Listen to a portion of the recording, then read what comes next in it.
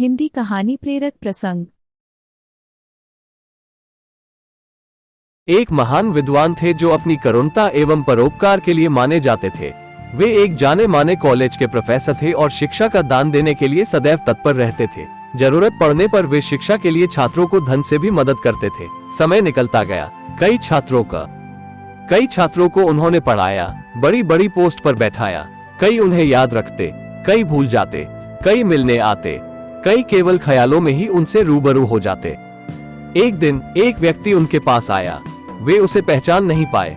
उसने कहा, मास्टर जी, आप मुझे भूल गए होंगे क्योंकि आपके जीवन में मेरे जैसे कई थे, पर शायद मेरे जैसों के लिए केवल आप। ये सुनकर मास्टर जी मुस्कुराए। उन्होंने उसे गले लगाया और अपने समीप बैठाया। तब उस शिष्य ने मास्टर जी से कहा, मैं जो कहने एवं करने आया हूँ, कृपया खुशी खुशी मुझे वो करने की इजाजत दे। और ऐसा कहकर वो हाथ जोड़ खड़ा हो गया। तब मास्टर जी ने खुलकर मन की बात कहने को कहा।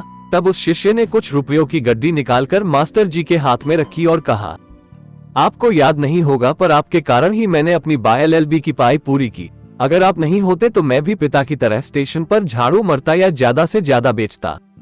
लेकिन आपके परोपकार के कारण आज मैं इसी शरह का बैरिस्टर नियुक्त किया गया हूँ, और इस खातिर मैं आज आपके उपकार के बदले कुछ करने की इच्छा हेतु ये धनराशि आपको दे रहा हूँ।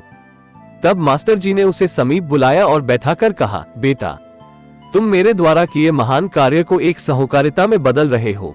अगर तुम कुछ करना ही चाहते हो तो इस परंपरा को आगे बढ़ाओ। मैंने तुम्हारी मदद की, तुम किसी अन्य की करो और उसे भी यही शिक्षा दो। ये सुनकर बैरिस्टर उनके चरणों में गिर गया और बोला, मास्टर जी, इतना पढ़ने के बाद भी मुझे जो ज्ञान नहीं मिला था वो आज आपसे मिला। मैं जरूर इस परंपरा को आगे बढ़ाऊंगा और मेरे जैसे किसी अन्य का भविष्य बनाऊंगा। अगर वीडियो अच्छा लगा हो तो लाइक करें, शेयर करें और सब्सक्राइब करें।